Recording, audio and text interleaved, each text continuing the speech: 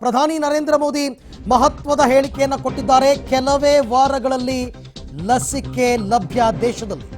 आज उन देशों में है जहां पर रिकवरी रेट भी बहुत ज्यादा है। भारत उन देशों में भी शामिल है जहां पर कोरोना की वजह से होने वाली मृत्यु दर इतनी कम है।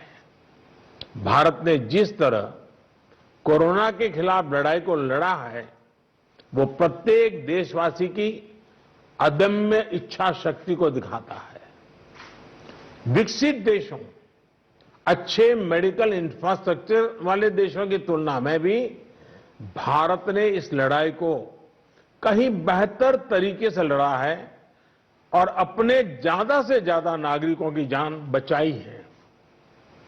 हम भारतीयों का संयम, हम भारतीयों का साहस, हम भारतीयों का सामर्थ्य इस पूरी लड़ाई के दौरान अतुलनीय रहा है, अभूतपूर्व रहा है।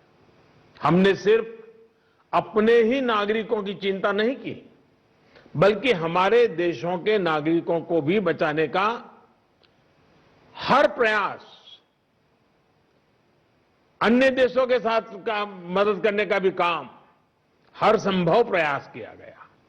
साथियों, फरवरी मार्च की आशंकाओं भरे, डर भरे माहौल से लेकर आज दिसंबर के विश्वास और उम्मीदों भरे वातावरण के बीच भारत ने बहुत लंबी यात्रा तय की है। अब जब हम वैक्सीन के मुहाने पर खड़े हैं तो वही जन भागीदारी, वही साइंटिफिक अप्रोच, वही सहयोग आगे भी बहुत जरूरी है। आप सभी अनुभवी साथियों के सुझाव भी समय समय पर भी इसमें प्रभावी भूमिका निभाएंगे। आप सभी जानते हैं कि जब भी इतना व्यापक टीकाकरण अभियान चलता है तो अनेक प्रकार की अफवाहें भी समाज में फैलाई जाती हैं। ये अफवाहें जनहित और राष्ट्रहित दोनों के विरुद्ध होती है।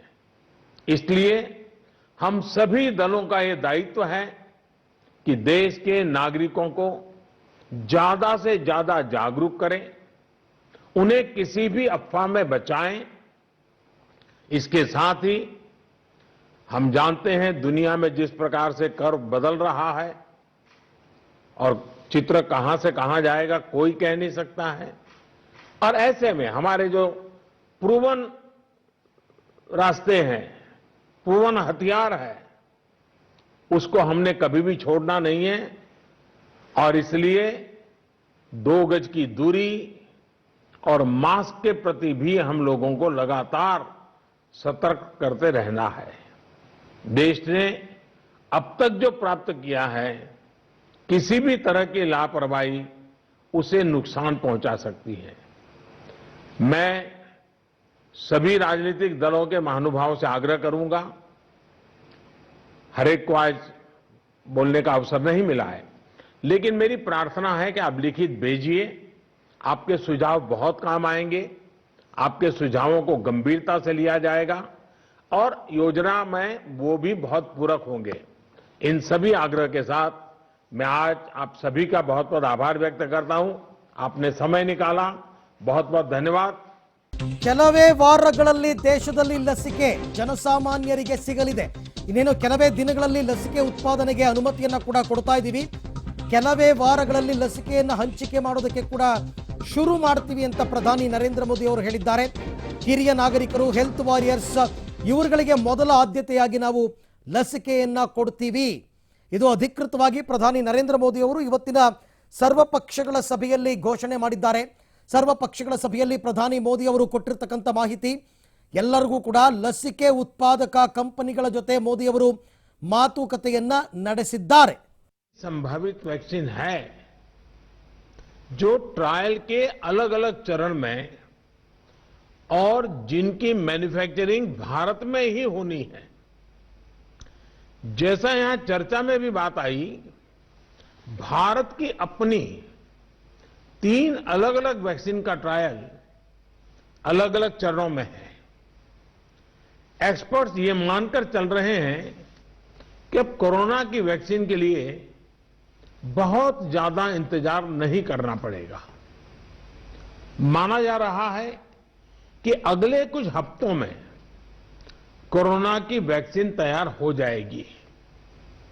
जैसे ही वैज्ञानिकों की हरी झंडी मिलेगी, भारत में टीकाकरण अभियान शुरू कर दिया जाएगा। टीकाकरण के पहले चरण में किसे वैक्सीन लगेगी, इसे लेकर भी केंद्र सरकार राज्य सरकारों से मिले सुझावों के आधार पर काम कर रही है। इसमें प्राथमिकता कोरोना के मरीजों के इलाज में जुटे health care workers, frontline workers और जो पहले से गंभीर बीमारियों से जूझ रहे हैं वैसे बुजुर्ग लोगों को दी जाएगी। साथियों, वैक्सीन के डिस्ट्रीब्यूशन को लेकर भी केंद्र और राज्य सरकार की टीमें मिलकर के काम कर रही हैं। भारत के पास वैक्सीन डिस्ट्रीब्यूशन एक्सपर्टाइज और कैपेसिटी भी है। दुनिया के अन्य देशों के मुकाबले इस क्षेत्र में हम बहुत बेहतर हैं। हमारे पास टीकाकरण के लिए दुनिया का बहुत बड़ा और अनुभवी नेटवर्क भी मौजूद है। इसका पूरा लाभ उठाया जाएगा।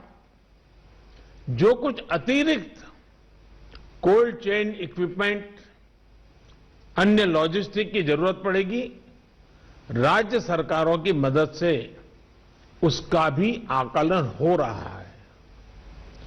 कोल्ड चेन को और मजबूत करने के लिए भी साथ ही साथ अनेक नए प्रकल्प भी चल रहे हैं, कई और नए प्रयास भी चल रहे हैं।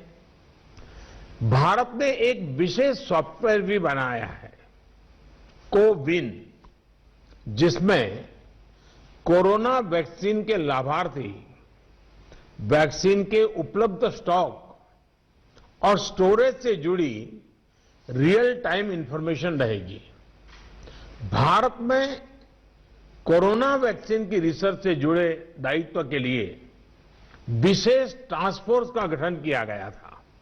ऐसी संभावित वैक्सीन है जो ट्रायल के अलग अलग चरण में और जिनकी मैन्युफैक्चरिंग भारत में ही होनी है।